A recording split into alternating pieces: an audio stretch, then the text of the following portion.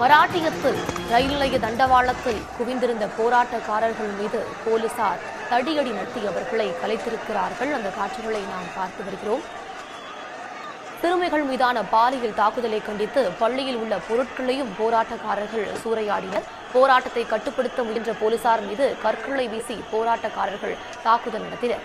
இந்நிலையில் போராட்டத்தை கட்டுப்படுத்தும் நோக்கில் போராட்டக்காரர்கள் மீது போலீசார் தடியடி நடத்தி அவர்களை கலைத்திருக்கிறார்கள். அந்த காட்சிகளை நாம் பார்த்து வருகிறோம்.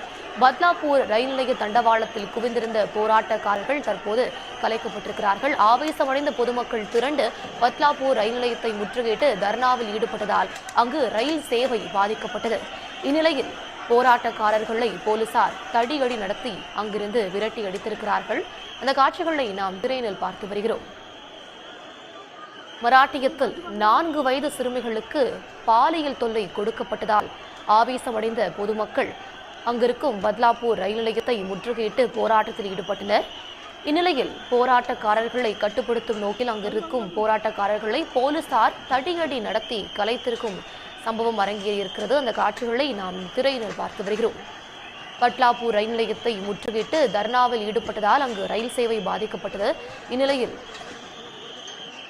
அங்கு குவிந்திருந்த போராட்டக்காரர்கள் அப்புறப்படுத்தப்பட்டிருக்கிறார்கள். அந்த காட்சிகளை நாம் பார்த்து வருகிறோம்.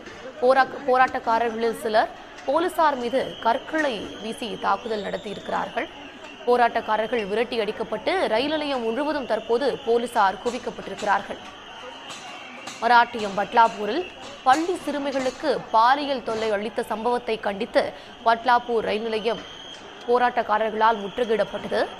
பட்லாப்பூர் ரயில் நிலைய தண்டவாளத்தில் குவிந்திருந்த போராட்டக்காரர்களால் அங்கு ரயில் சேவை பாதிக்கப்பட்டது. இந்நிலையில் அங்கு போலீசார் குவிக்கப்பட்டு போராட்டக்காரர்கள் தடியடி நடத்தி விரட்டி அடிக்கப்பட்டிருக்கிறார்கள்.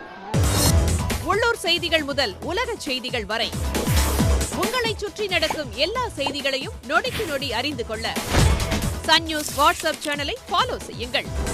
QR கோடை ஸ்கேன் செய்து சன் நியூஸோடு இணைந்திருங்கள்.